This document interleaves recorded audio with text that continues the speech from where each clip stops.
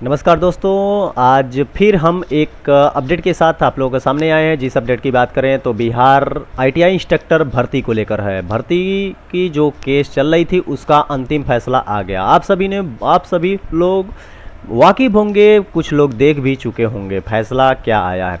लेकिन मैं वीडियो इसको इसलिए मैं थोड़ा लेट बना रहा हूँ कि ताकि पूरी डिटेल को कवर करने वाला हूँ। पूरी डिटेल का क्या, बहुत सारे यूट्यूब चैनल पे मैंने देखा तो बस अपडेट दिया गया कि हाँ स्टूडेंट के पक्ष में फ़ैसला आया, लेकिन स्टूडेंट के पक्ष में क्या फ़ैसला आया है ये नहीं मिला। तो उसको ये आपका 35 से 36 पेज का आपका जो आदेश आया है, 35 से 36 पेज का है, तो उसको पढ़ना, उसको समझना, उसके बाद अपडेट करना। और इस मैं नोटिफिकेशन को अपने टेलीग्राम पे डाल दूंगा, वहाँ से भी जाके आप देख सकते हैं। और मैं उसको हिंदी और इंग्लिश दोनों लैंग्वेज में डाल दूंगा, तो आप वहाँ से जाके अपना देख भी सकते हैं, अपने से खुद पढ़ सकते हैं।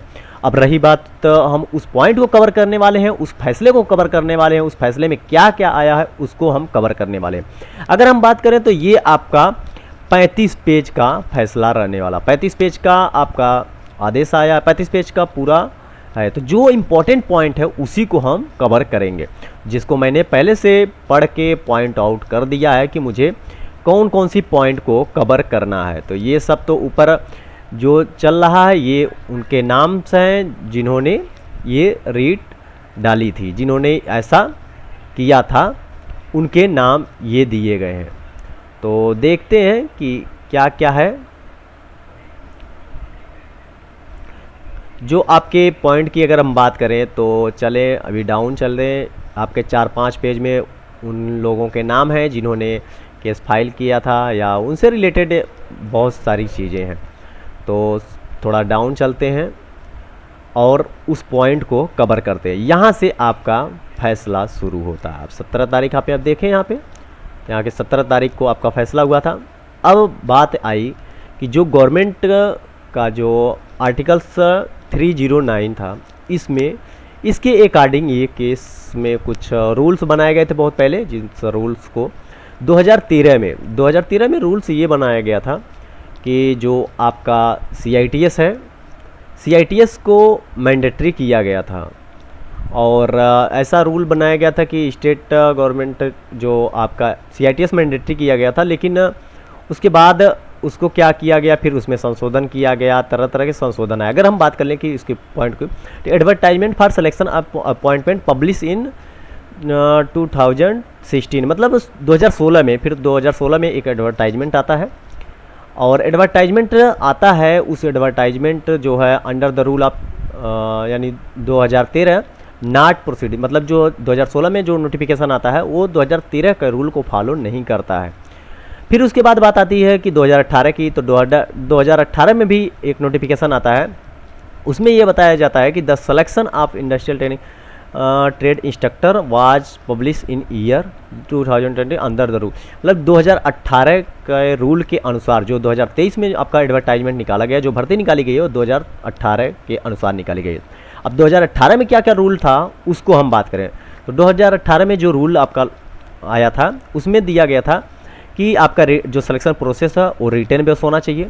रिटन बेस अब रिटन होगा, रिटन का आपका नंबर जो रहेगा प्लस आपका जो ग्रेजुएट और ITI या फिर डिप्लोमा की जो आपके नंबर्स होंगे उसके नंबर्स ऐड होंगे।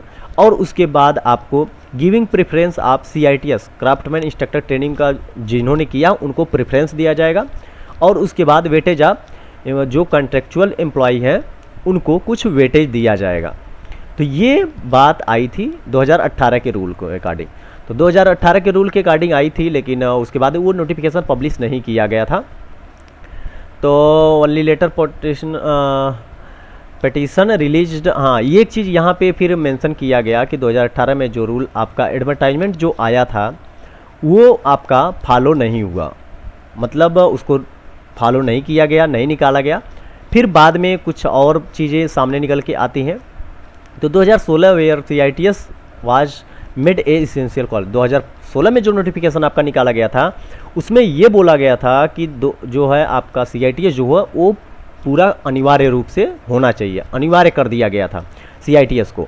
और 18 में जो नोटिफिकेशन की बात कर रहे हैं, जो 18 में संशोधन की बात कर रहे हैं, उसमें कहा गया कि नहीं, CITS जो है आपका मैंडेटरी नहीं है, आवश्यक नहीं, आवश्यक मतलब अनिवार्य नहीं है, वो एक डिजायरेबल क्वालिफिकेशन है।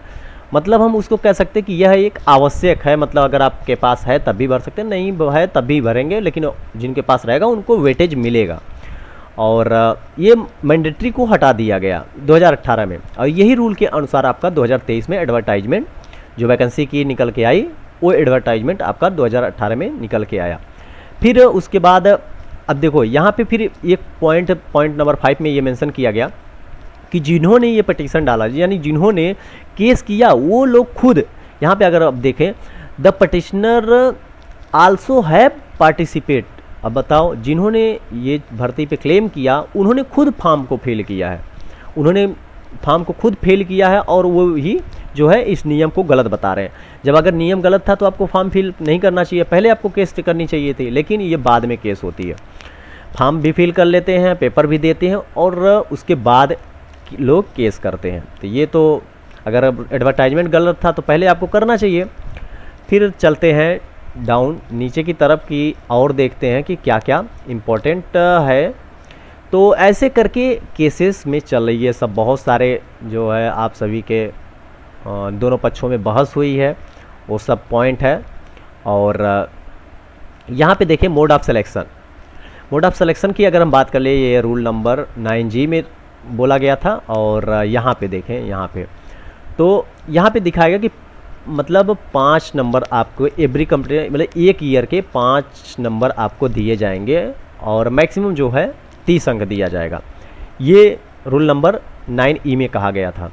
उसके बाद फिर अगर मोड ऑफ सिलेक्शन की बात कर लें तो वहाँ पे कहा गया था कि 50% आपका जो है रिटन में होना चाहिए, और 20% मार्क्स आपका डिग्री डिप्लोमा और CITS में, डिग्री डिप्लोमा और ITI में होना चाहिए, और 30% आपका CITS में होना चाहिए, ये कहा गया। फिर उसके बाद ये नीचे की तरफ ये मेंशन किया गया कि मैक्सिमम जो आपके कॉन्ट्रैक्ट वालों का, जो कॉन्ट्रैक्चुअल एम्प्लॉई हैं, उनको मैक्सिमम 25 नंबर दिया जा सकता है, ये बात कही गई।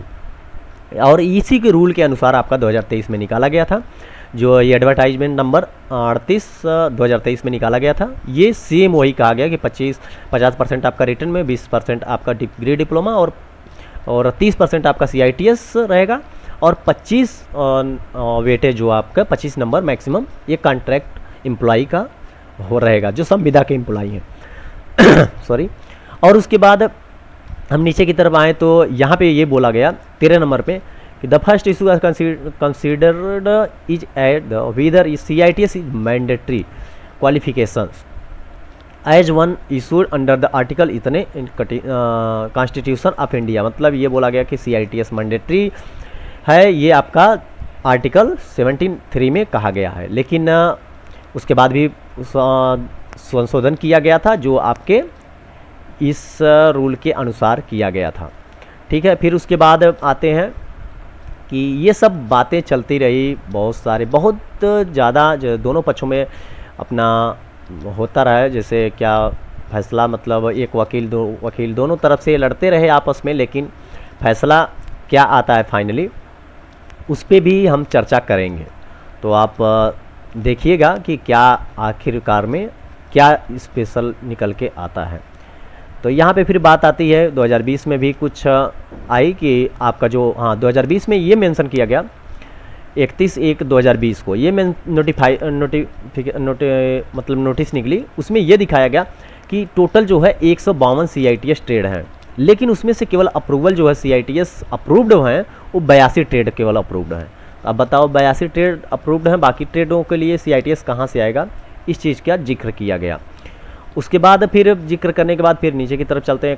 यहाँ पे आपको बोला गया कि अपॉइंटेड विदाउट CITS डट, यहाँ पे ये बोला गया कि अगर आप इनकेस अगर आप CITS मतलब CITS नहीं किए हैं और आपकी ज्वाइनिंग हो जाती है, तो आपको 3 साल के अंदर आपको CITS कंप्लीट करना होगा, ये यहाँ चीज़ मेंशन किया गया। और बाकी जो चीज़ें हैं वो सेम रखी गई, और CITS को मैंडेटरी नहीं किया गया। यहाँ पे देखें CITS is hence is not mandatory ये ओनली डिजायरेबल क्वालिफिकेशंस, ये मतलब ये बोला गया कि उस मैंडेटरी नहीं है, अनिवार्य नहीं है, वह एक आवश्यक है, मतलब हाँ रहेगा तब भी ठीक है, नहीं रहेगा तब भी ठीक है, ऐसा यहाँ पे मेंशन किया गया। और इसी बेस पे आपका जो है ये रूल 2018 लागू कर दिया गया, properly has been properly notified, मतलब ये लागू कर दिया गया, ठीक है। फिर उसके बाद और जैसे ही 2018 का रूल लागू कर दिया गया, उसको पब्लिश नहीं किया गया था, लेकिन उसी बेस पे, लेकिन वो पब्लिश नहीं किया गया था, लेकिन गवर्नमेंट का जो होता है रूल उसमें मेंशन किया गया था। और उसके बाद फिर उसी के बेस पे आपका ये एडवर्टाइजमेंट जो आपका वैकेंसी निकलती है वो निकल के आती है। उसके बाद अगर हम बात करें कि मैंडेटरी सेम वही चीज़ है। फिर नीचे की तरफ चले कि और क्या क्या है उसको देखते हैं। तो आपका यहाँ पे देखें rule make the CITS is desirable, वही बात कही गई है कि CITS अनिवार्य नहीं है, बस आवश्यक है कि हाँ अगर होए तो भी भर सकते हैं, नहीं है तो 3 साल के अंदर आपको करना पड़ेगा। फिर 27 नंबर की बात कर लें तो 27 नंबर पे ये बोला गया कि जो आपका सिलेक्शन प्रोसेस रहेगा वो सेम वही है कि आपका 50% मार्क्स जो रिटन का होगा, 20% आपका डिग्री डिप्लोमा तथा ITI का होगा, और 30% आपका CITS होगा, और 25% मार्क आपका कंट्रेक्चुअल अपॉइंटमेंट जो संविदा कर्मचारी हैं उनके होंगे 25 नंबर मैक्सिमम। वो भी अगर 1 साल हैं तो 5 नंबर और 2 साल हैं तो 10 नंबर, ऐसे करके मैक्सिमम उनको दिया जा सकता है 25 नंबर। उसके बाद कुछ नीचे की तरफ देखें तो every trade will be kept side the degree diploma in engineering and NTC NSC holder is 1 post would. हाँ, यहाँ पे एक चीज़ और मेंशन किया गया था कि जैसे अगर इनकेस 2 वैकेंसी हैं तो एक वैकेंसी आपकी डिग्री डिप्लोमा कैंडिडेट के लिए रहेगी और एक वैकेंसी आपकी ITI कैंडिडेट के लिए रहेगी। ये चीज़ यहाँ पे मेंशन किया गया था कि आपका जो डिग्री डिप्लोमा कैंडिडेट के लिए मतलब बराबर वैकेंसी, डिग्री डिप्लोमा के लिए जितनी वैकेंसी है उतनी ही वैकेंसी आपकी ITI कैंडिडेट के लिए भी रखी गई है, ये चीज़ मेंशन किया गया था। और यही चीज़ यहाँ पे देखिए एक शार्ट नोट में बताया गया है कि आउट ऑफ अगर इनकेस आपके इनकेस 2 वैकेंसी निकलती है तो एक वैकेंसी आपकी डिग्री डिप्लोमा के लिए है, एक वैकेंसी डिग्री डिप्लोमा के लिए, और अनदर मस्ट है क्वालिफिकेशन, मतलब एक वैकेंसी आपकी ITI कैंडिडेट के लिए है, 2 वैकेंसी है तो एक वैकेंसी, ऐसे करके बोला गया। और फिर उसके बाद आपका 30% वेटेज दिया जाएगा, जिन्होंने CITS किया उनको 30% वेटेज दिया जाएगा। और उसके बाद एक चीज़ और मेंशन किया गया 30 नंबर में कि we direct the state government जो है, जो CITS आपका रेगुलर CITS होता है, एक RPL CITS होता है। 2 टाइप CITS ये होते हैं, जैसे कि एक रेगुलर होता है और एक RPL होता है। तो दोनों CITS को स्टेट गवर्नमेंट जो है एक सेम कंसीडर कर सकती है, ऐसा भी उसको प्रावधान है। तो ये CITS का हो गया। उसके बाद आपका 31 नंबर के बात आती है तो लर्न एडवोकेट जनरल सबमिट है। यहाँ पे ये बोला गया 31 नंबर में ये बोला गया कि आपकी जो वैकेंसी है यहाँ पे अगर देखें तो entire selection process is over, यानी जो सिलेक्शन प्रोसेस आपका चल रहा था वो कंप्लीट हो चुका है सिलेक्शन प्रोसेस। ओनली यहाँ पे ये आप लोगों के खुशखबरी की बात है कि ओनली ये क्या बोला गया है, इस लाइन को पढ़िए कि पहले सिलेक्शन प्रोसेस आपका ओवर हो चुका है और आपका बस पब्लिकेशन है, यानी मेरिट लिस्ट जो पब्लिकेशन होने वाली, जो मेरिट लिस्ट आने वाली है ये अभी नहीं आई है। ओनली मेरिट लिस्ट और अपॉइंटमेंट लेटर, मतलब आपकी ज्वाइनिंग और मेरिट लिस्ट बाकी है, बाकी चीज़ अंदर हो चुकी है। सिलेक्शन प्रोसेस कंप्लीट हो चुका है, बस जो मेरिट लिस्ट बाकी है और उसके बाद अपॉइंटमेंट बाकी है। तो ये चीज़ आप इस लाइन में देखें तो मेंशन किया गया। और the state would be free to carry the selection, मतलब ये बोला गया कि जो सिलेक्शन प्रोसेस है वो अपना फ्री है, वो अपना अब कर सकता है, सिलेक्शन प्रोसेस अपना कर सकता है। फिर 32 नंबर पे आते हैं तो 32 नंबर में भी यही बोला गया कि आपका जो petition would be stand for portfolio allowed. हाँ, ये बोला गया कि ये जो आपका पटिशन डाला गया था, मतलब जो एंटी पार्टी ने क्लेम किया था, इसको एवॉइड न करते हुए इसमें एक स्मॉल छोटा सा बस चेंजेस, मतलब ये पाया गया कि RPL और CITS also to be record but rejecting all the grounds right, मतलब आरपीएल और सीआईटीएस दोनों को सेम कंसीडर किया जा सकता है। बाकी जितने भी क्वेश्चन थे, जितने भी ऑब्जेक्शन थे, वो सब खारिज कर दिए जाते हैं। मतलब सभी जितने भी रूल लगा के, जितने भी अगर हम बात करें जितनी केसेस की गई थी जिस क्वेश्चन पे, वो सब खारिज कर दिए गए हैं। ओनली आरपीएल और सीआईटीएस को सेम कंसीडर करने के लिए स्टेट गवर्नमेंट को परमिशन दी गई है। तो ये आपकी ओवरऑल व्यू था। तो फाइनल सिलेक्शन आपका किस बेसिस होगा, वही सेम बेसिस जो एडवर्टाइजमेंट में आपको दिया गया था कि क्या कि आपका जो है लिखित परीक्षा जो होगी वो उसका 50% अंक, और डिग्री डिप्लोमा या आईटीआई का 20% अंक, और सीआईटीएस का आपका 30% अंक। और अगर आप ये आप संविदा के टीचर हैं तो उसमें मैक्सिमम आपको 25 अंक मिल सकते हैं। ये टोटल जोड़ के आपकी फाइनल मेरिट बनेगी, और मेरिट बहुत जल्द ही बन के आ जाए, बहुत बन चुकी है, बस पब्लिश होना बाकी है। तो पब्लिश आई थिंक मेरा जहां तक मानना है कि 1 वीक के अंदर आपका रिजल्ट या स्कोर कार्ड जारी हो जाएगा। तो आप का रिजल्ट बहुत जल्द ही देखने को मिल जाएगा, और आप अपने डॉक्यूमेंट को रेडी रखिए। जैसे ही रिजल्ट आएगा तो आपको डॉक्यूमेंट के लिए बुलाया जा सकता है। तो ये रही पूरी केस की डिटेल। तो ऐसी ही डिटेल पाने के लिए आप हमारे साथ जुड़े रहिए, और हमारे चैनल को सब्सक्राइब नहीं किया तो सब्सक्राइब कर लीजिए। और दूसरे